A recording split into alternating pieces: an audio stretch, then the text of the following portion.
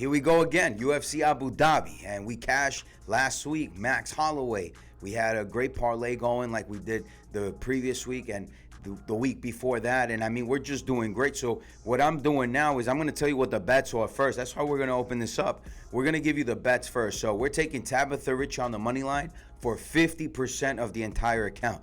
Then we're doing Peter Yan, Bryce Mitchell, and I got for a third leg, because we're going to do a 3-leg parlay. Everything's going to come down to the Momeov Blackshare. All right, the Momeov Blackshare. So that's the 3-legger parlay and the straight bet on Tabitha Richie. And we're going to open up now with Martin Budai. What a clincher, brawler this guy is. He's great.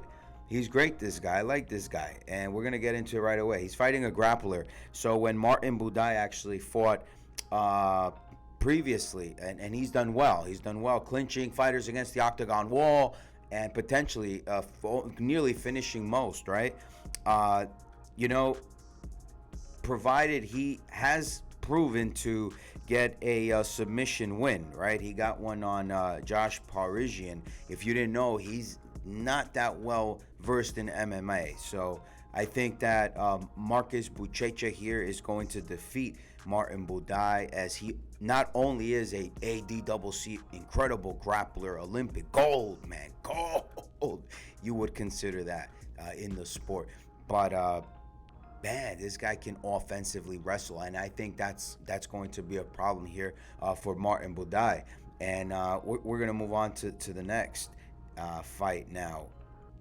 And Budai does not do well against grapplers. As you saw, he lost his fight, although he won against Uran Stalibaliev.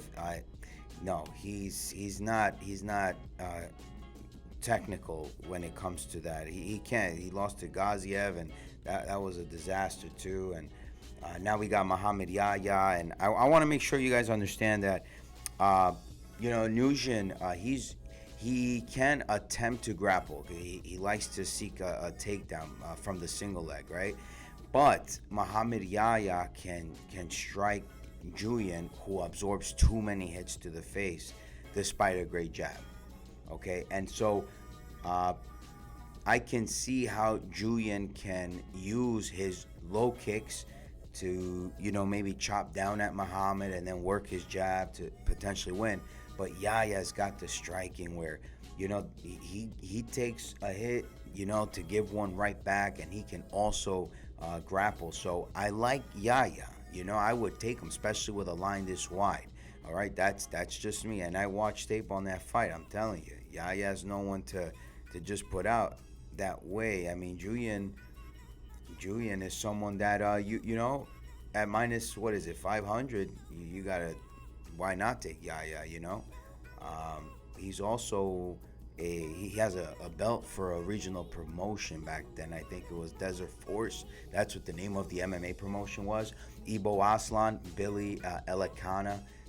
Billy's relentless the first round, then he slows down. Ibo Aslan is just too strong, man. Too strong, a boxer, man. He can work you against the octagon wall. He's intimidating. I got Ibo Aslan here on the money line. There's no way you can bet Billy Elikana. I don't know how, man. We saw what that outing was like. Billy Elikana, was giving provided an opportunity by Bogdan Guskov to actually come back to the fight. Really, if you watch that fight. We're going to move on now, and we're going to move on to the next fight, which I think is Tabitha Richie, man. Tabitha Richie versus Amanda Ribas. Yeah, that's it right here. Hey, and listen, man. So, really, Tabitha Richie, I mean, she's already faced off with Yan Xiaonan. I mean, what better striker can you face before fighting someone like Amanda Ribas, who's got, a combination of straight punches and just relentless on the feet, right? She makes up the poor grappling scrambles with that, and I think that if, you think this is something that she's going to exploit in Richie, who doesn't do well when she attempts to, clinch you when you're in the center of the octagon. Yes, when Richie clinches and, an opponent starts striking her to prevent that, more than likely the boxing gets to Richie, and it's game over, right? But I don't think that's going to happen here. What I think is going to happen here is there's going to be a lot of clinching against the wall, and Richie's going to win those battles. Amanda Ribas is not good on her back, and here's another thing. Amanda Ribas is fighting at strawweight as the number 7. This is a fight for Tabitha Richie to move up a few places in the rankings, and I think Amanda Ribas is going to drop the weight class here. She's not a strawweight. She's, I think, the second, if I'm not mistaken, next to Jillian Roberts. And then you have Marina Rodriguez. She's the second. Amanda Ribas is the second or third tallest. Again, next to Marina Rodriguez and Jillian Robertson. Tallest strawweight. She can't handle these cuts. She needs that flyweight division. I think she's going to end her career fighting prospects moving up. And this is something that, benefits Tabitha Richie here. She could definitely show out. She's already had a camp for a striker, and I think that as a judo black belt, that offsets and cancels out any threat from Amanda Ribas. Richie has the polished grappling, so she could get that. I know you're going to talk about how undersized Tabitha Richie is, but she won't be. She won't be, folks. You'll see. This is her weight class. This is her weight class. She's going to prove she could actually handle Amanda Ribas. Do I see a finish? I don't see a finish because of the clinch work she's going to have to do. Unless she submits Ribas with an armbar, that would be wild, huh? That would be wild. Damone Blackshear, Davy Grant. Davy Grant's cut weight 10 times, about 3. This will be his 3rd weight cut, right? He had a fight cancellation while he was cutting weight. Within 10 months. Within 10 months, that's wild. Okay, so within 10 months, he's going to cut for a 3rd time, and he's 39 years of age. He's definitely retiring with this fight. It's over for him, all right? Damone Blackshear is going to seek to submit Davy Grant again. I think Davy Grant has not sought offensive takedowns, and if he has, he's been stuffed. Has he been taken down? I think he has, more so than I would have liked. And he's credentialed, though. He's a credentialed kickboxer. I'm not going to take that away from him. And he grapples, don't get me wrong. I think the man has a brown belt, if not a black belt, in jiu-jitsu. But when's the last time he submitted anybody, right? That's the question. So I'm really persuaded here on Damone Blackshear, all right? Only for the fact that, yeah, if you watch tape, you're going to say, well, Damone Blackshear's cardio is a bit suffering. Davy Grant is not. What if he comes on late? Davy can do it. If it is his retirement fight, he wants to come out on top. I understand what you're going to argue. I didn't really need to tape this much, guys. Damone Blackshear's got all the edge, right? You see the counter, and you see the calf kicks, the body kicks. I mean, what are we talking here? You could take the back like he's Aljamain Sterling. It's wild. And he could definitely submit Davy Grant. Believe me, I wouldn't be surprised. If you don't want to take Damone Blackshear on the money line, send me a DM. I guarantee you. I'll give you more technical analysis of how he can approach Davy Grant 3 ways, okay, in the grappling, okay? And he's going to submit him. All right, we're going to move on now. And we have... Are we Asu Almabayev yet? No. We got to go into... Muslim Salikov, Carlos Leal. Carlos, man, this guy's finally off the juice. This would be his 3rd fight. He's off the juice. Muslim Salikov, man, he's got the kicks. He's got an array of strikes that he can use against Carlos Leal. The problem here, and why I would like to take Carlos Leal on the money line, is because Muslim Salikov slows down in the 3rd.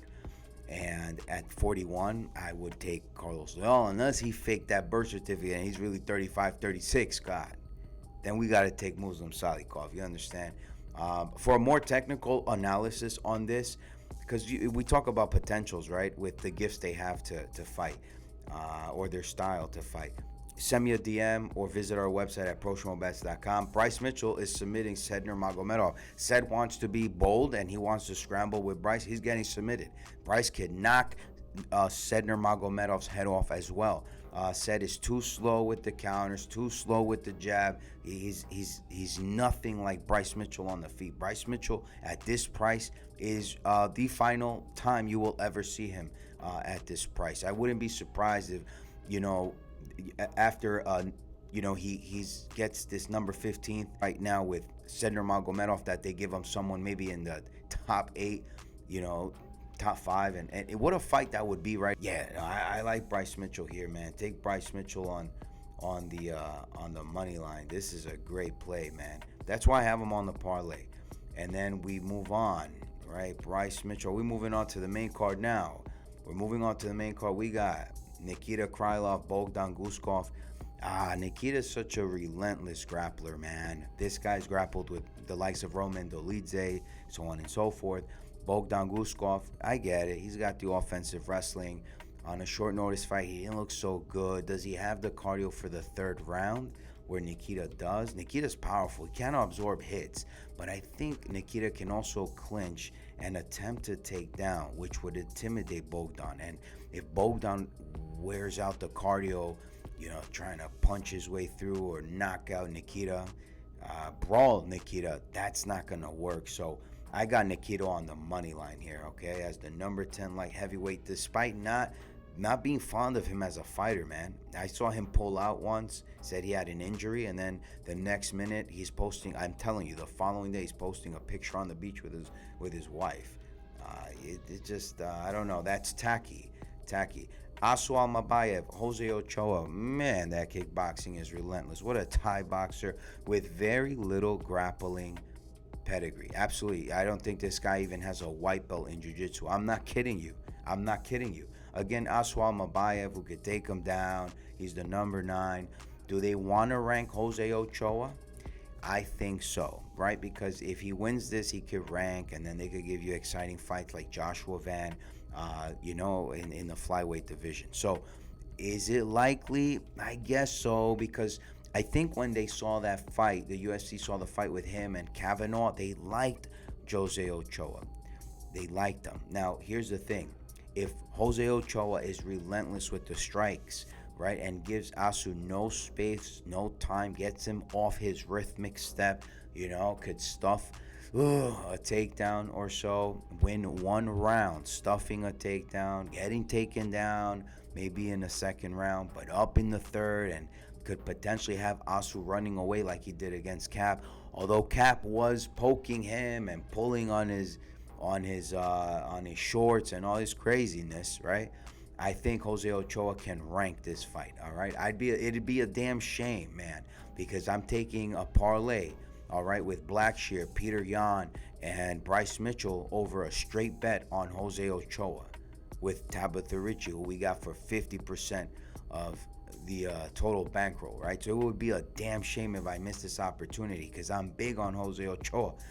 But, we'll see how this plays out, all right? We got Jose Ochoa on the money line here. All right, let's see. Next, we got, what's the following main card fight? How exciting is this, man? This is wild. Sharapudidan Magomedov against Marc-Andre Bariel. Man, if you noticed, every fight, the last 4 fights that Shara has been in there, in the octagon, whether it's Bruno Silva, MVP, he always allows the first minute or so for them to come on to him and push him up against the octagon wall, where he starts to feel out their power. Yes, he starts absorbing strikes. In 2 of his fights, he's nearly put out. Yes, if you didn't learn about this habit or this thing he has going, it's what he does, okay? It's a weird tick he has, I guess, in there. And I don't think you want to do that with Bariel. I don't think you want a power puncher like that, bricks for fists against the octagon wall. So I got Marc-Andre Bariel here, all right? Just because of some bad fighting habits from Magomedov. Although he does have the spacing in the octagon. This is a 30-footer, not the 25-footer at the apex. All right, but I'm still going to take Andre Bariel. All right, and then we got, let's see, what other considerations can we give you? Peter Yan, Marcus McGee. Dana White loves Peter Yan. The whole team does. Maynard, Shelby. Clearly, they made this fight for Peter Yan. It's not so bad to think that Marcus McGee, despite being number 13, at least he's ranked, right? And getting this fight. So Peter Yan's going to showcase, a master class of striking. And I'd really like to see Marcus attempt to grapple with Peter Yan. I'd like to see Peter Yan escape, or stand up, from the guard, and or maybe grapple himself. That would be pretty cool. But masterclass incoming for Peter Yan, one of the best. What plans they have for Peter Yan, man? Maybe a Song Yodong fight, believe it or not, and he will lose to Song Yodong. All right, and he too many body shots, man. Song Yodong is too strong, man. Way too strong. He could even take down Peter Yan and keep him there. We got Robert Whittaker, Reinier de Ridder, man. So what we like to do here is we give you a narrative, we give you a political angle, considerations you can make with the matchmaking, right? So we're going to begin there before we get into the signature high kick of Robert Whittaker, or the head kick of Reinier de Ridder. And with that said, I don't see how. I mean, who does Khamzat have for title defenses, right, if he wins the belt? Or who does Driscus have for, further title defenses or matchmaking between 1, 2, and 3 placements in the ranking? So, Whittaker's already fought with Khamzat. Whittaker's fought everybody. And, if you really think about it, the matchmaking really works well with Reinier de Ridder in the picture, where if Whittaker wanted, he could face off with Strickland if he potentially loses this fight. And I think Reinier de Ridder is the guy, man. They want to get him from a 12th placement in the rankings and further him into the rankings, number 5, incredible, at middleweight. And these are things to consider. And as the fight goes now with Robert Whittaker and Reinier de Ridder, I mean, you can see how Paulo Costa, when he fought Robert Whittaker, man, he's always on skates, man. This guy's always wobbling, man. He's always getting hit. But I don't want to downplay Whittaker at all, man. Whittaker, he's got shifty footwork. Like I said, he's got that signature, high kick that, he wants to land for sure. And, man, there's things that, you got to think about, like his best shots, right? He's got, his jab, slip right cross, gazelle hook, where Reinier de Ridder, he's going to come in with those powerful right hands. He's got the high knee. He's got the head kick. But again, like mentioned, he blends this well into grappling. And I think that's where we're going to see a problem, because there's going to be glitching here, man. Robert Whittaker, he uses feints, like a feint to takedown, so that he can land a few shots, and those things are going to be obsolete here. Not only that, but Reinier de Ridder, like in every fight he's in, he keeps his opponents guessing. He exploits them, man. Like he knew Bo Nickel was weak in the body. He knew that Bo Nickel would be intimidated. He knew that Bo Nickel would not be able to grapple him because he's outsized. All right, guys. So let's say the parlay doesn't cash. Let's say Tabitha Richie goes bust, right, with 50%, of the account on her. For the bet, we are, like we did the previous week. We said, previous week to this week, past week, right? We took Max Holloway, but the week before that, we said everything on Steve Garcia. So here at Pro Schmo Bets, we are going with everything. We're going to chase. We're going to be very transparent. We are going with everything, all right, on Reinier de Ridder, God forbid, for an emergency money line play. God forbid we get a parlay buster. Tabitha Richie goes bust. But you heard it here first. Pro Schmo Bets.